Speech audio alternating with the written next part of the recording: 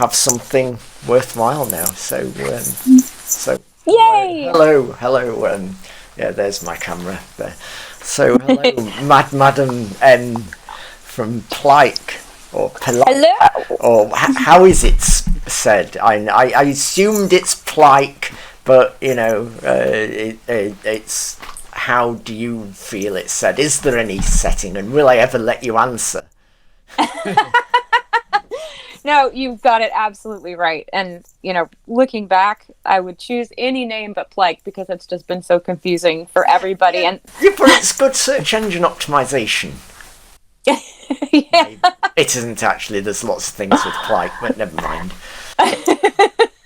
Yes, it's always the paper, usually, all the different kinds of Plike paper that come up when I search. So, yeah, that was a dumb decision on my part. But, yeah, I was hoping with the apostrophe, too, that it would make more sense, and that made it even more confusing. Most people thought it was P-like. And I was like, oh, no.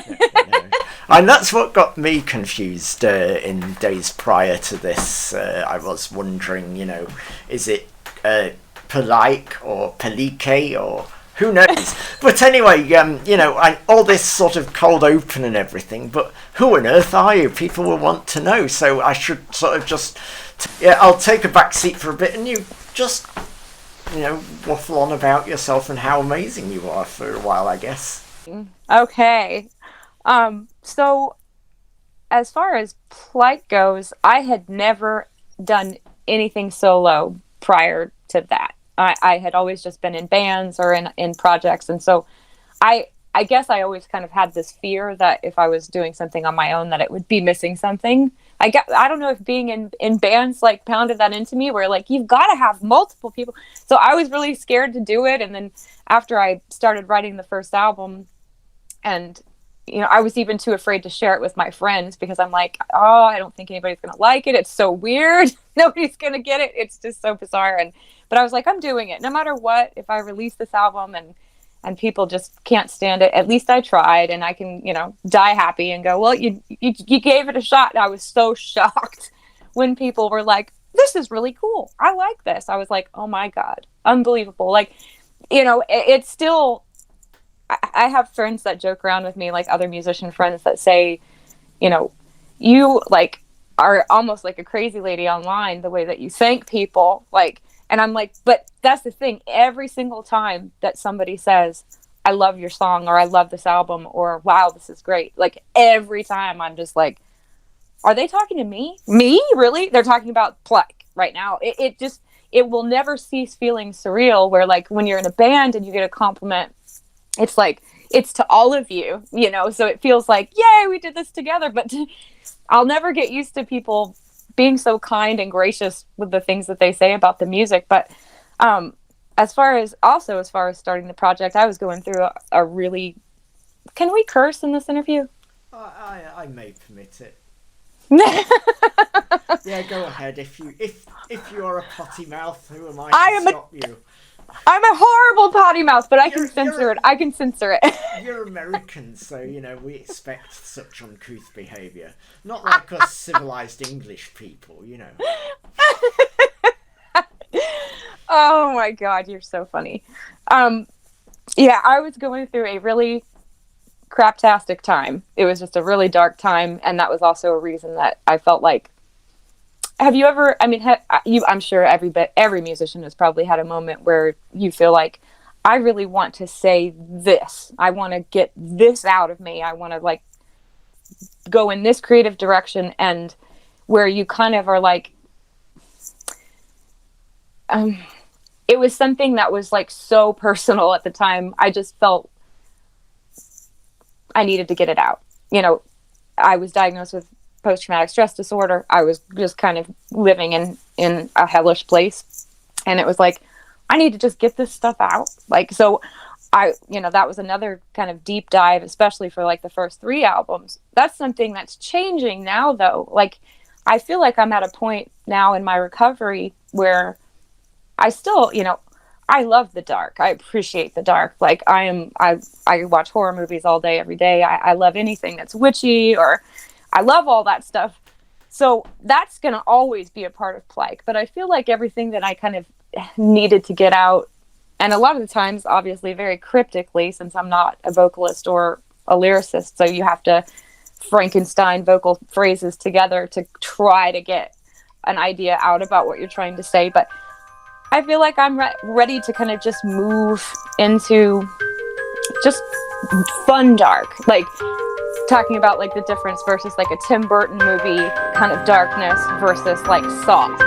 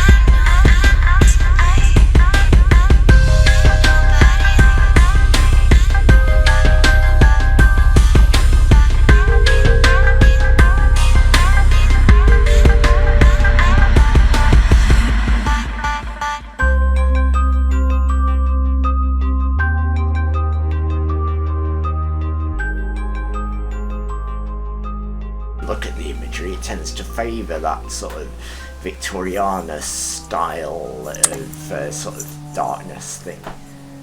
I am so drawn to that era to the point where I will jokingly say, like, you know, in a past life, that must have been a great life, because I've just always, ever since I was a little kid, I've been drawn to that era. And I especially the British part of that era, because you guys had all the super fabulous fashion and architecture and everything else. Like, you know, it's very romantic. And I know if you look through it with, you know, with different eyes, there were a lot of bad things that were happening back then, but it's still just very romantic. I mean, I love diving into a good Edgar Allan Poe story and just feeling like, oh, I could just live in this place. Yes. Oh my God. It feels like, and I was just talking to a friend about this the other day. I was young when 9/11 happened. So like it hit everybody, and everybody felt it. It was really intense and scary and awful, and it just broke your heart. But I was so young that I didn't really wrap my brain around it. And your musical creativities, and I do think you create some fabulous imagery in the as that sort of Victoriana ghost story, the crazy disturbed child kind of thing seems to be something you're quite keen on. Is that what you identify as then, the crazy disturbed child? Yes, absolutely. Like, or the crazy disturbed child in a padded cell somewhere. Yeah. Definitely. Like that. Embrace the craziness, embrace it. Like, and I mean, it's funny. I'm only 5 feet tall, so I'm a munchkin, and like, there's so many times that I'm trying to figure out how to be freakier and scarier, and it's really hard to be freaky and scary when you're, this big. So I'm always like, what can I do? But yeah, the Victorian, it's funny because I'm actually going to be theming a lot of the songs on the next album, like really in that direction, very cinematic, kind of trying to capture those moments, like that feel. I mean, it's hard, right, to take something like that and put it into music.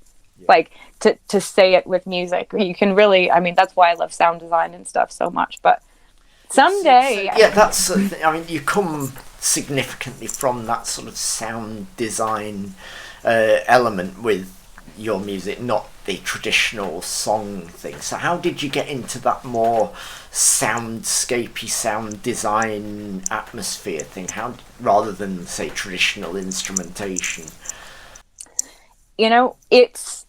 It's something that I, over and over in the past in different projects that I was in, that I would, I could always, you're writing a song and you're like, you just hear or know in your mind, like, oh, that would be perfect in this part. That would be great. And like, over and over, there were so many little things that I always wanted to add. And all of those things that always got, no, that won't fit in this song. No, that wouldn't be good. Like toy pianos.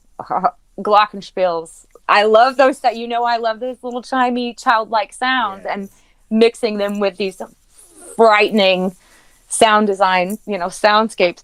And so it was always like, no.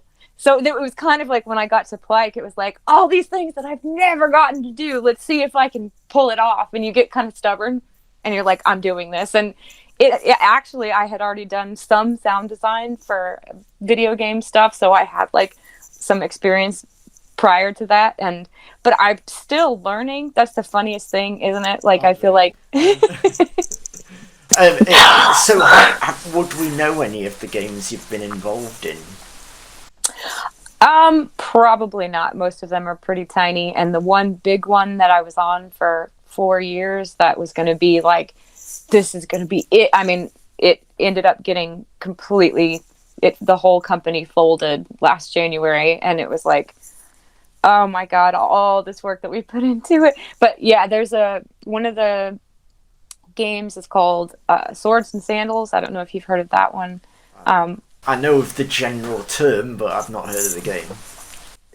It's like a kind of like a strategy RPG game. It's been around for a long time, and but yeah, that's the unfortunate thing. Aside from that, you're gonna giggle when I tell you this, but I in the last few years I've been doing a lot of sound design for casino games, for slot machine games, which is its own thing, because you're trying to make these sounds that make people really excited, and like you've got to provide the stimulation for the exactly, like to keep going. Celebratory is always the word. It's got to be celebratory, like celebrate, they just won $5 or whatever. I'm actually doing and I'm sorry to bore you to tears with this stuff, but I'm working on a feature-length film right now where I haven't gotten to do an entire feature film with Foley and sound design yet. Exciting. And I was sort of going to suggest that idea, involved in films. Get in with Tim Burton, come on. I'm such a film buff. I'm to a ridiculous point where like I've pretty much just about seen everything that's ever been made. And so it's all right, it's like seen Liquid Sky. Oh my God, of course you would find one. No, I haven't. Tell me about it. What is it? Now I've got to Google it. I'll tell you later, but the lead character looks pretty much like me. But oh, okay, now I've got to watch it. I've got to watch it for sure. It's set in New York, and it's very bizarre, and it's got a really weird soundtrack that you might like. So look it up. So also tell us about Wire and Wasteland. Which one of you is Wire? Which one is Wasteland? No. She refused to let me be Wasteland. I wanted it so bad, and she's like, "No, I'm not applying that to you." Like, I'm like, "All right, so I'm Wire."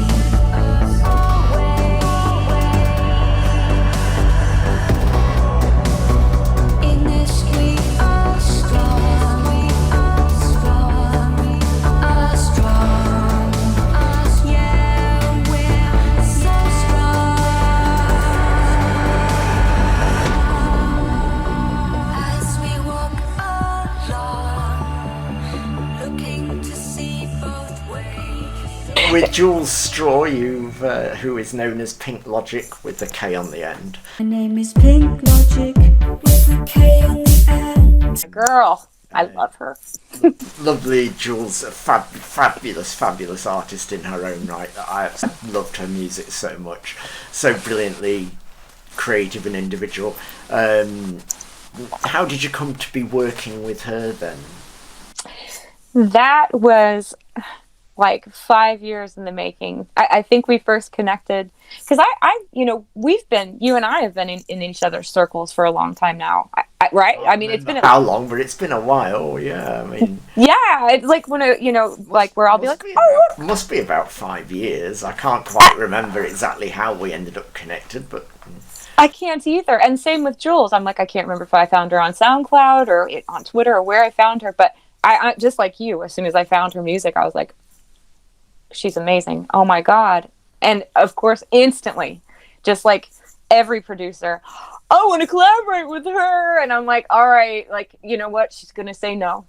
She's just so talented and amazing. She will tell you no. There's no way this woman is going to want to work with you. And then it was in 2019, like I think summer 2019, she and I were just kind of talking back and forth on Twitter saying like, hey, what's up, girl? How are you doing? And I finally I just put it out there. I was like, look, don't feel obligated to respond to this. Don't feel obligated to say anything.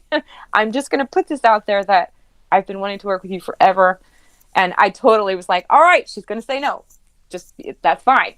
And she came back with, I've been wanting to work with you forever too. And she even said like, I'm getting like teary eyed right now. Like, I'm so excited about this. And it was just like, Why didn't I ask her 5 years ago? Why am I such a coward? Like, why is it so hard to just, work up your courage? But yeah, and then it was funny too, because we were like, well, what do we want to do? What style do we want to go for? What are we going to, we're obviously going to try to combine both of our styles, but make something new and fresh at the same time. And so the first song that I chucked at her is the last song on the EP, and it was just a dance track that I had written. Just kind of sat down one day and went like, all right, I'm going to make this dance track, and then didn't know what to do with it. I'm like, it doesn't have a home. So I was like, I've got this track already made. It's straight up like hardcore EDM. I don't know if you'll like it or not. And within like 24 hours, she sent me back these perfect vocals. I was like, oh my God, you're amazing. And she a great voice. She's got such range. She will always say like, oh, I know I don't have much of a range. I've heard her go so high, so low, all over the place. Like, she's just amazing. I worship the ground that she walks on. So this has been, and it's so exciting to work with somebody else. Just like I was so excited to finally be solo and just be able to do whatever I wanted with nobody saying, no, you can't do that or whatever. After years of doing solo, I'm like, I'm so lonely. I can't wait to work with another person and have a project together. And so it's been rough though this past year. I don't know. Ever been with Plike? I presume it would be a little tricky to do much live with it, but have you ever done anything at all? Not yet. They were actually when I first moved. What would you imagine would come from it? What would you do for it? I would want it to be an extremely visually exciting show. Like, so I'm talking like if I could find a contortionist that would perform, if I could find fire dancers, if I could find, anything exciting. Definitely projectors and stuff like that, because I've been to a lot of. Yes, something that people would leave and remember. Oh wow, that was a trip. That was crazy. Like, I've not seen that before. Kind of like A Perfect Circle. They've had so many crazy performers over the years on stage, like the two naked people that would fly over the crowd on wires. I mean, just amazing stuff. I love that. Yeah, theatrical. That would be awesome. And plus, I could hide behind all that, because I get really, really horrible stage fright. So it would be like, you guys out front, I'll be back here behind a wall of keyboards. Everybody can watch you guys. So what's coming next for Plike then? Plike, so this next album, all right, so I had an idea a few weeks back. I was trying to think of a theme for the new album. Like, I don't know why, I just have this thing where I always like to theme them to something, try to tell a story throughout the album. And I thought, all right, I just want to go straight up, just ghosty, spooky, scary, creepy with this one. So I was thinking ghost stories, hauntings, possessions, stuff like that. And so I started looking things up, different, famous ghost stories that a lot of us have already heard, and some of them I hadn't. And I thought, it seems like just about everybody has some story where they're like, oh yeah, back in the day when I used to feel somebody poke me in my arm when I went to sleep or something like that. So I put out a call on Twitter and said, I want everybody's ghost stories. Like, please send me your ghost stories. Anything that's creepy that's happened to you, anything that's unexplainable, like, send them to me. And I totally thought it was going to just be like this overwhelming wave. I was like, this is going to be, I'm probably going to have to read through a lot of stories, but this will be really exciting. And I'm so excited to involve, Plike people, fans in this. And I got one submission. I only got one. And I was like, oh, that's terrible. Crap. Nobody has a ghost story for me. And so I had to switch gears. And my friend Moretta, who I went to university with, I've known her for a long time, and she's an amazing author. And I thought, I wonder if she'd be interested in letting me borrow some of her ghost stories that she's written. And she sent me over like 15 of the most amazing ghost stories. I'm like, all right, cool. The album's done. It's already written. I know what I'm going to do. Like, so it's cool to collaborate with a writer. I've not done this before. And her stories are so visual. They give you all these amazing visuals and like, ooh, creepy feelings. So I've just got to see if I can translate that now into sound.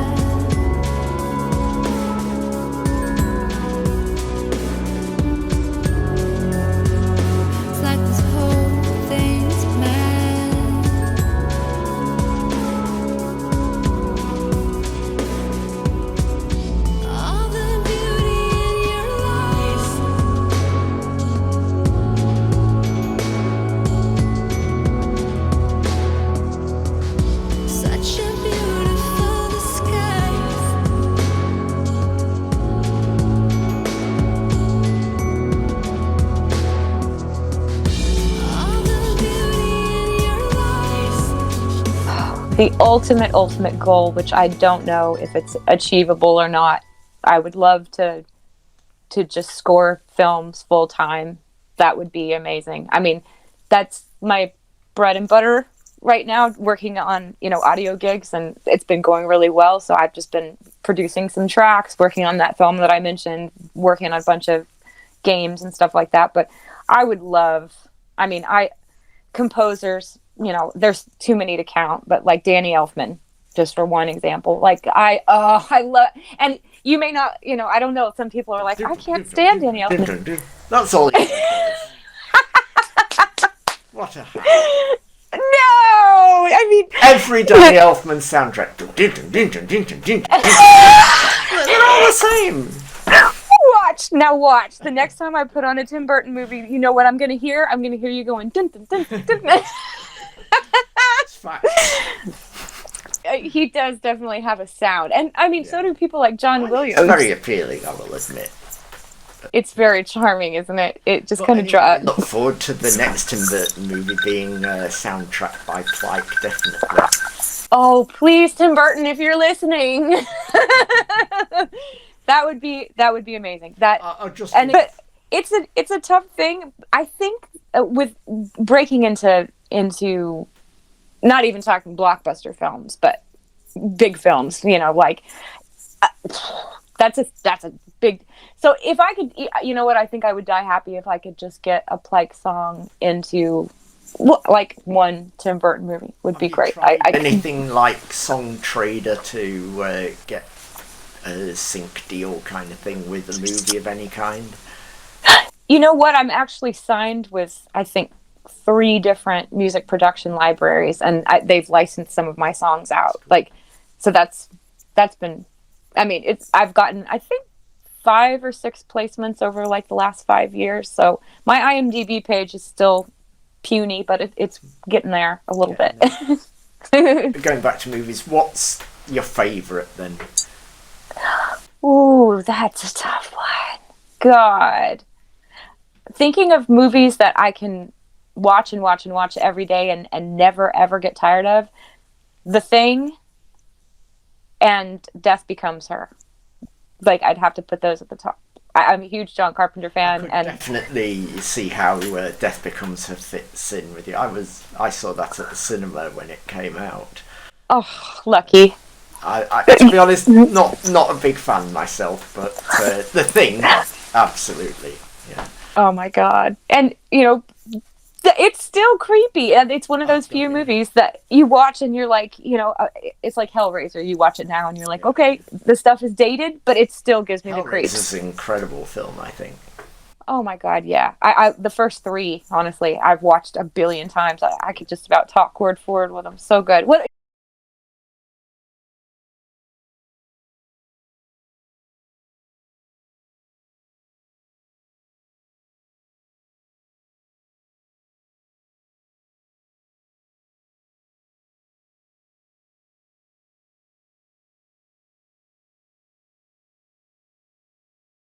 Anyway, so sorry to love you and leave you and all that, but it has been absolutely splendid having a chat with you. But also, if we went on too long, people probably lose interest anyway. Short attention spans these days. But we'll have to have a chat again another time and see how things go with the new album and so forth. So it has genuinely been an absolute pleasure to finally sort of have a bit of a face-to-face, so to speak. Shame things weren't as perfect as they could have been, but music is very inspiring in its wonderful expansive soundscapes. And tell people where they can find you then. I would direct people to plikemusic.com. All the links are there for everywhere you can listen and buy the music. And of course, people absolutely should buy the music because it's very, very good. And if any filmmakers want to send Tim Burton over, definitely. Please.